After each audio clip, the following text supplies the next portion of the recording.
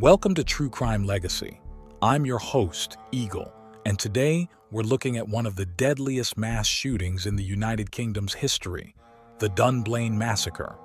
It was the morning of March 13th, 1996, in the small town of Dunblane, Scotland. Just another regular morning like any other at the local primary school, where a group of 5- and 6-year-old children had gathered in the gym for their weekly physical education class. But today would be a far cry from just another normal school day. What happened in the gym that morning would shake not just the community of Dunblane, but the entire nation to its very core. The man responsible for the horror that unfolded was local resident Thomas Hamilton, a 43-year-old who ran a boys' club in the area.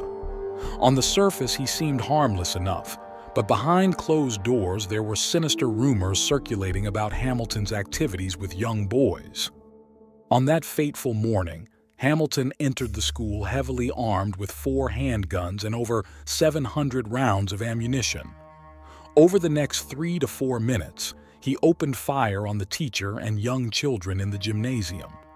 By the time he turned a gun on himself and took his own life, 16 children and 1 teacher were dead, and another 16 injured. In the aftermath, the country was left stunned, struggling to make sense of why such a barbaric act could occur in a place like Dunblane. Join me today as we go behind the headlines to examine what led up to that horrific day and the lasting impact the massacre has had on gun laws in the United Kingdom. Our story begins in the 1990s in the historic market town of Dunblane, located just north of Stirling in central Scotland. With its medieval cathedral and picturesque stone buildings, it was a place that embodied small-town charm. Dunblane had around 8,500 residents and was considered an idyllic and safe community to raise a family. The heart of this close-knit community was the Dunblane Primary School, which had been educating local children for over a century. It was a place brimming with youthful energy and innocence, where the laughter of children filled its bright classrooms and hallways. No one could ever imagine this cherished school becoming the scene of a horrific massacre. And yet, in this quiet town, a sinister presence lurked beneath the surface: 43-year-old Thomas Hamilton. To his neighbors, Hamilton seemed to be an average resident of Dunblane, a rather quiet, bespectacled man who kept to himself. But local police knew there was more to him than met the eye. For many years, Hamilton had run a boys' club that offered activities like football, camping, and shooting practice to youths in the area. Though it attracted many members initially, over time, membership dwindled as disturbing rumors emerged about Hamilton's conduct with the boys. Boys complained of being treated like they were in a boot camp, forced to follow Hamilton's commands. Some mentioned undergoing odd punishments, like having to apply suntan lotion to Hamilton's naked body during camping trips. The boys were then paid off to keep quiet. These unsettling stories painted the picture of a possible pedophile. Police conducted searches of Hamilton's home, but found no hard evidence that he was doing anything illegal, just photographs of young shirtless boys displayed on his walls. Without proof, Hamilton was free to continue running his boys' clubs despite the swirl of unsavory rumors surrounding him. But over time, the accusations weighed on him, building an intense resentment toward the parents and local leaders attempting to curb his access to youths. In the lead up to March 1996, Hamilton's behavior became increasingly erratic. He started buying guns at a fervent pace, building up an arsenal of handguns and ammunition. His attendance at shooting ranges ramped up dramatically as he practiced his accuracy. It seemed he was planning something sinister, though no one knew what. Not even his own mother detected anything out of the ordinary in her son's demeanor right before that fateful day. The morning of March 13th began like any other for the residents of Dunblane. Just another typical spring day, with a cold chill lingering in the air. Around 8:15 a.m., neighbors spotted 43-year-old Thomas Hamilton outside his home at Kent Road, scraping ice off the windows of his van. He was dressed for the weather in a wool hat and khaki tunic. To the neighbors, nothing seemed amiss as Hamilton soon drove off. But we now know Hamilton was headed straight for Dunblane Primary School, just about 5 miles from his home. He arrived sometime around 9:30 a.m. and parked near a telegraph pole in the school's car park. In an ominous move, Hamilton bent down and cut the cables at the bottom of the pole, severing phone lines to nearby houses. He clearly didn't want anyone calling for help. His path of destruction was then set in motion as he strode across the car park toward the school, armed to the teeth. Inside the school that morning was a class of 28 Primary 1 students, ranged between just 5 to 6 years old. The children had gathered in the gymnasium along with their teachers for their weekly PE lesson around 9:40 a.m. The gym was located down a hallway in its own separate building outside of the main school. With its wooden floors and high ceilings, excited shouts would often echo off the walls as the kids played and did exercises. But today, their cheerful screams would soon turn to cries of terror. 3 adult staff members were there to supervise the PE lesson, including teacher Gwen Mayer and PE specialist Eileen Harold. Little did they know the horror that was barreling toward them. Hamilton entered the gym armed with 4 handguns and hundreds of bullets. The moment he stepped through the doors, the killing began. Teacher Gwen Mayer likely realized what was about to happen and bravely ran at Hamilton in an attempt to stop him, but she was gunned down in cold blood, struck by 5 bullets. As Hamilton fired wildly around the gym, the terrified screams of children filled the air. They had no idea what was happening or why. All they understood was that a bad man had come to hurt them, for no reason at all. The children scattered in panic, struggling to find anywhere to hide from the onslaught of bullets. Some dove under tables or into closets. Others were frozen in fear, unable to move as the shots kept coming. The teachers frantically tried to herd the kids to safety in a storage cupboard off the gym, taking bullets themselves as they shielded the young students. The scene was complete chaos and bloodshed. In just a matter of minutes, 16 children and 1 teacher lay dead or fatally wounded, their small bodies scattered across the gym floor. Mrs. Harold described the cold look on Hamilton's face that day, saying, "He had an expression of pure evil, no madness, but he had intent in his eyes. He knew exactly what he was doing." By the time Hamilton took his own life with one of his revolvers, he had fired 109 bullets inside the gymnasium, killing 16 students and 1 teacher in just 3 to 4 minutes. The quick actions of the brave teachers that day saved even more lives, but the devastation left behind was impossible to fathom. Outside, panicked parents had started to gather, desperate for news about whether their children had survived.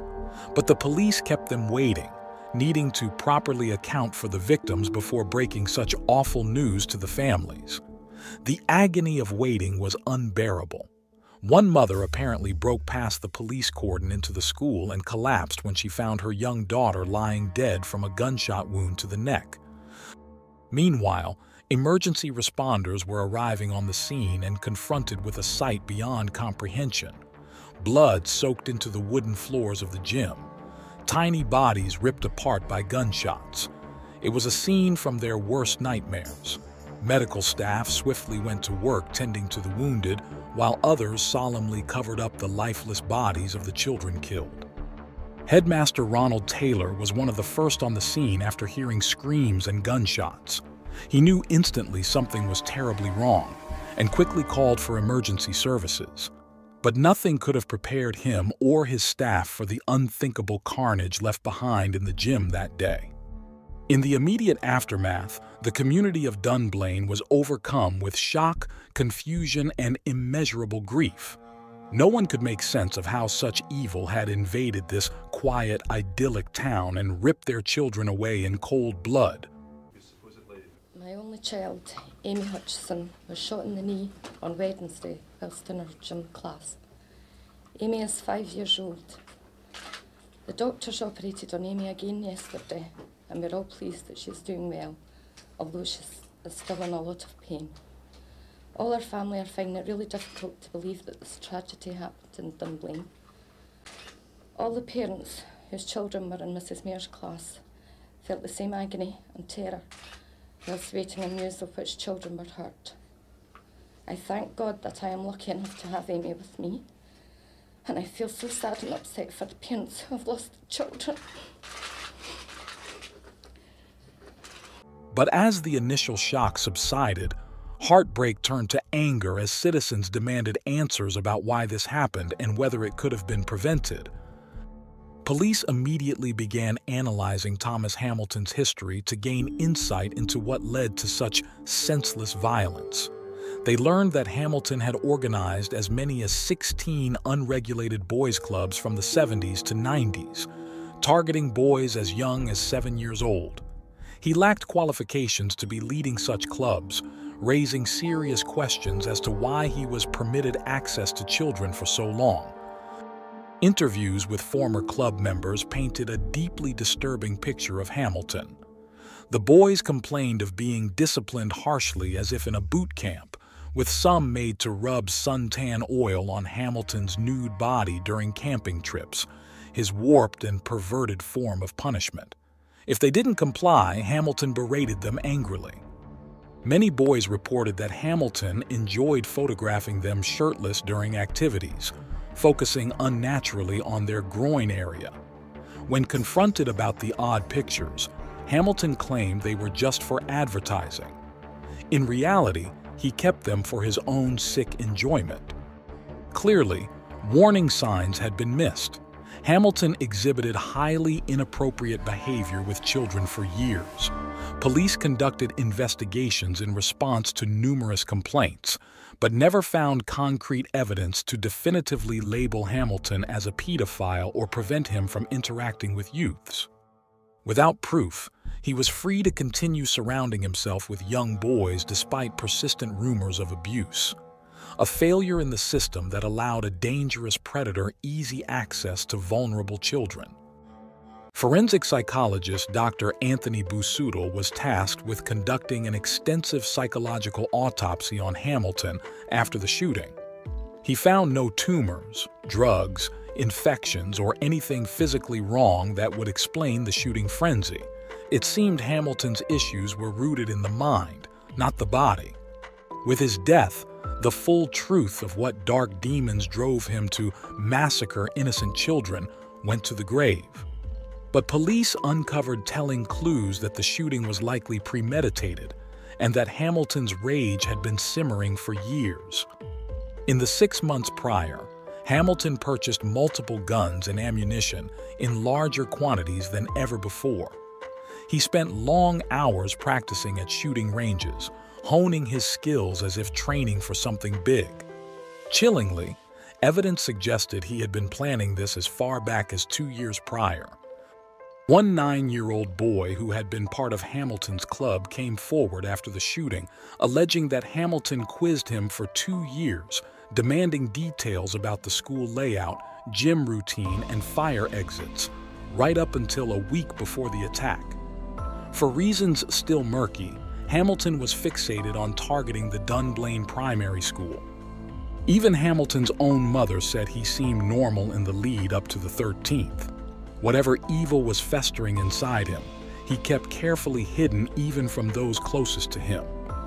In the wake of this tragedy, heartbroken parents had to go through the agonizing process of planning funerals for their young children, robbed of their lives all too soon. An entire nation mourned.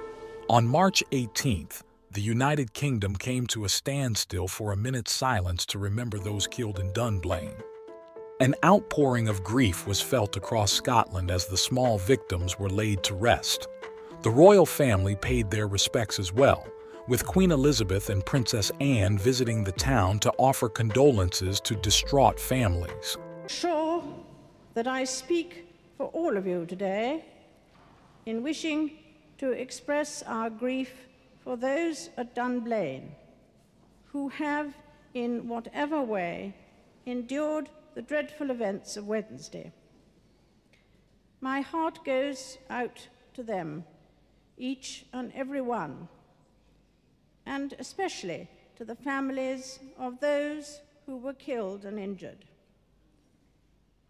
May their courage remain undimmed. The Queen was said to weep openly as parents recounted their loss.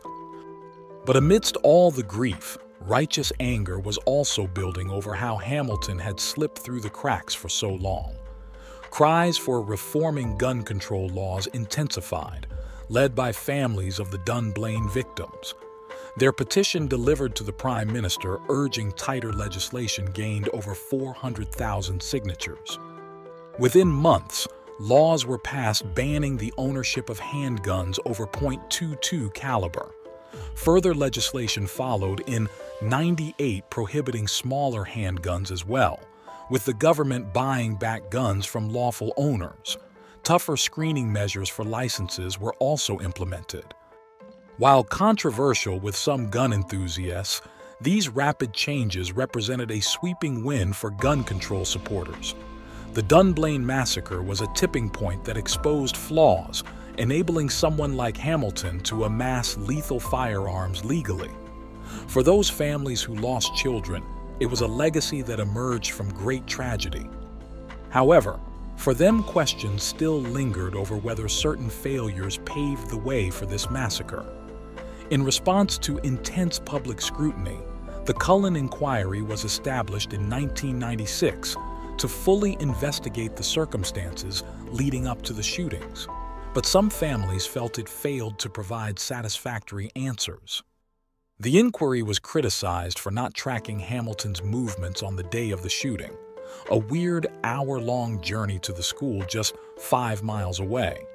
It also didn't look into why an off-duty officer was there that morning but never testified, and why police didn't identify clear signs Hamilton was a pedophile, despite complaints.